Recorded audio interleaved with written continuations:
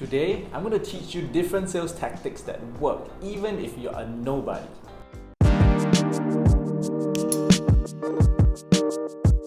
Hey guys, I'm Gerald and I'm all about helping entrepreneurs, investors and soon-to-be bosses to save their money and multiply their money. And if that sounds good to you, be sure to hit that subscribe button and let's get started. So first off, I need to share with you guys that it is really not possible for me to cover the full extent of hard selling, soft selling and everything that we cover in this video because so many things to consider. Like what products are you selling? Are you selling like high ticket items? Because high ticket items requires a lot more sales choreography, a lot more tactics to sell them, and whether your product is a lot more culturally accepted. Like in Singapore, tuition is very accepted. Like people would, everyone buys tuition. But if you were selling some sort of seminar, like how to make money online seminar, even if you're selling for $300, people are a lot more hesitant and they would think twice because it's not so culturally accepted. And then of course, whether there is any pre-selling involved, did you kind of pre-sell the customers? Do they already want to buy from you? Are they desperate to buy from you, or are they completely new? Did they come to you because of the free ad that you posted in one of the classified ads in my previous video? If they did, then they'll be wondering, what are you all about? They'll be a lot more skeptical basically. So I'm going to leave a lot of help in the description box below, so do check them out and let me know what you think. If you have any problems, just leave me a comment and I'm here to kind of help you out. Anyways, for this video, I'm going to assume that you're running a very simple service business, such as giving sports coaching in Singapore, tuition in Singapore. So that's very culturally accepted here. Every kid wants to improve their grade, get better grades by going for tuition. So that's the context here. So it may not work for your country, but you need to understand, I'm assuming that you're running such a simple business. So today I'm going to cover how you can handle objections from customers, especially when you're just starting your business. People are going to be wondering like, hey, who is this guy? What are your credentials? Do you have any certifications? And people just get bumped up by those questions and then they lose the sale because you don't know how to answer these questions. I don't have any certs. That's the answer, and then you immediately lose that sale. And then the next kind of difficult questions is, can you give me a discount? Do you have a free trial? And then people will try to take advantage of you because you are a nobody, or they pit you against your competitor. Hey, that guy charges a lot cheaper. Can you give me that rate? So how do you handle those kind of problems? So stick around because in this video, I'm going to teach you all of that for free. There are two big sales techniques or broad umbrella categories that you need to learn when doing sales. And it is so important that you understand these principles. So I'm going to teach you the principles first, because when you understand these principles, you can kind of adapt, modify and improve on the tactics that I'm about to teach you and make it truly yourself. Why? Because I don't want to give you like a plug and play method. I will though, so you can kind of use them, but I want you to understand the principles so that you can really learn and grow for the long term, alright? So the first kind of selling is soft selling or natural selling, some people would call it. So basically this involves like subtle persuasion. So you want to convince people without having them feel like you kind of convince them. So this involves a lot of listening and asking of questions. At least that's how I learned it. So what I did was I read a couple of books on sales tactics and then I applied it during my work. And soft selling involves you kind of listening to what the customers' wants are. So you keep asking them, you listen, you ask, is this what you want? Is this what you want? I think I can do. Will that help you? Then, basically you convince them by asking a series of very well thought out questions such that the customers sell themselves. So at the end of the day, yeah, I think you're the right person for me. You know what, Gerald? I will buy from you. So that's what you want the customers to do in the end. So that's kind of soft selling, natural selling. On the other hand, we have the hard selling. So hard selling is a very forceful kind of tactic where you convince people, you want to make them buy right now. So this is usually used for a lot of high ticket items, webinar events, where people take time to consider, they are hesitant, and that is when you convince them, you put pressure on them, you tell them, buy now, sign up now, because you can do this, you can do that, you want to achieve this, you buy now, here you go. So they kind of has a little bit of pressure tactics involved, and it involves a little bit of like assuming that they already want to buy, kind of to put pressure on them. So I'll kind of expound on that a little bit more later. So each technique has their own pros and cons. Like for example, soft selling, right? Usually what happens is that it gives the person a lot more time to think, and because you need to listen actively to what the customer is talking about, it usually means that the sales process is a lot longer. That being said, what the advantage of doing soft selling is that people do not have that kind of buyer's remorse, because you convince them internally, or they convince themselves that they wanted to buy from you, so they don't have that kind of buyer's remorse. On the other hand, we have hard selling. So hard selling is good when people are kind of like on the fence, especially when it's expensive, or some people are just, they don't decide on things, they're just not sure and what they want in life. So that's when you kind of need to nudge them over the fence, and you do that by adding a little bit of pressure.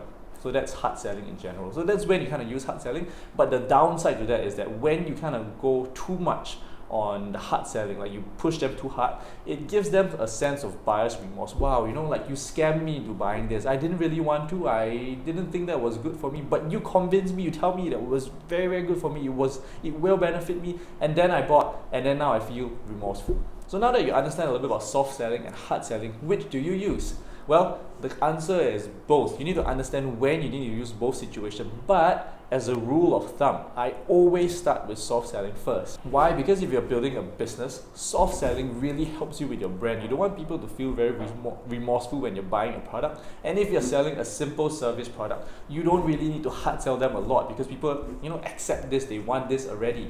And not only that, it trains you to kind of actively listen to your customers, so that you kind of know your customers better over time. Compared to hard selling, you're telling them, motivating them, not listening anywhere near as much as applying the soft selling technique. It is only when I realized that the customer is very undecisive, even after I spend like an hour to kind of understand them, talk to them, understand and listen to them, and then I realized this person doesn't know what they want, that is when I kind of put on that hard selling cap and I start to pressure them to buy. So exactly how do you handle objections? Well, here are some of the main problems that I faced when I was starting my business, and hopefully I'm going to shed some lights on how I answer them, and that will help you out when you're starting your own business. So back then when I was starting my badminton business, I was like 18 or 19 years old, very young, and I definitely did not have any sort of coaching certifications nor credible academic accreditations to back me up. So I was a nobody, but one thing that I knew very well was that I know how to teach badminton very well, because I'm a good badminton player,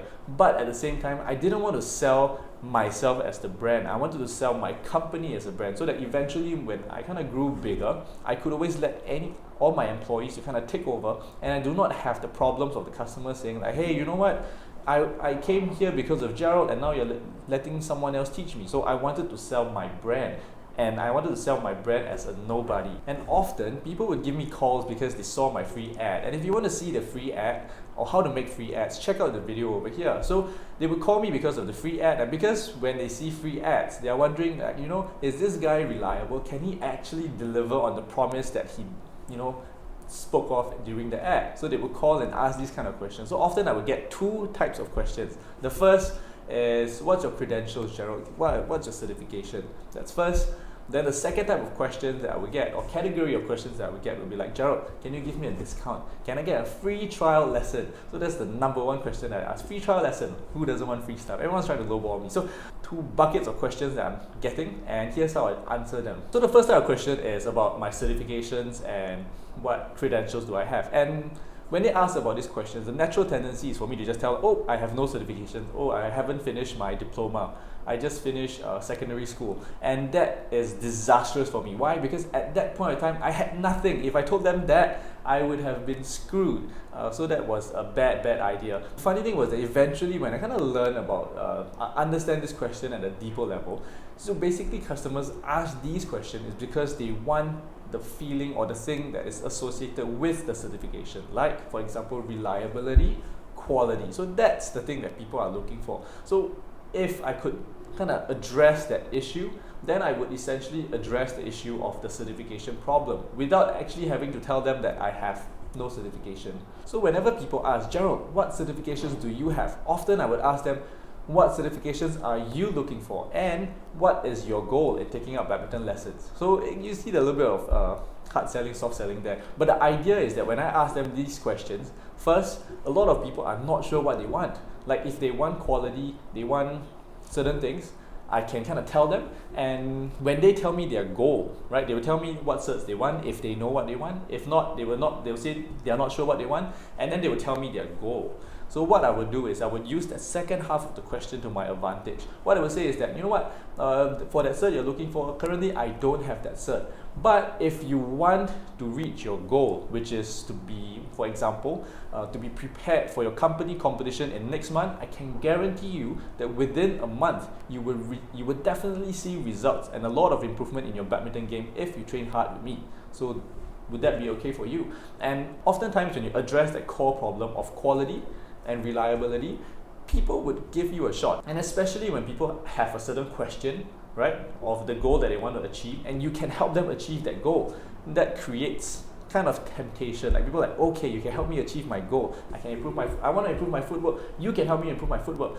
So that makes me kind of a bit enticing, and that's when people are like, ooh, maybe I should give this guy a shot. That's how I kind of address this problem and turn that problem into my advantage. Even though I actually have no certs, I was an 18-year-old kid and nobody knew that I was 18 years old through the phone. Another way to think of this is kind of like I'm trapping them. Like if I ask them, what do you want? And you said that this is what I want. And if I told you, I can give you what you want, wouldn't you be inclined to say, yes, I want this, or I will give it a shot? So that's essentially kind of soft selling. That was a very subtle way of selling by cornering them with my questions without them having realized that I kind of cornered them. Another very common problem that I get in the Singapore context is parents. When they are looking for badminton classes for their kids, oftentimes they want the best coach for their kid, right? So they would ask, I want this quality or that quality. And then this is how I often used to reply to them. I would tell them, hey, if you're trying to look for the best coach in Singapore, honestly, I don't know who that person is. I wish I knew that person, I would recommend that person to you, but I don't know that person. And I don't know if anyone can actually claim that they are the best coach in Singapore. But here's the thing, if you want your child to improve in badminton, or to get faster, get stronger, get this, get that, I can definitely help you out. Does that sound good to you? So that's how I would kind of give them that assurance, and by admitting like a sense of weakness that I'm probably not the best, subtly admitting that I'm probably not the best and that I will do my best.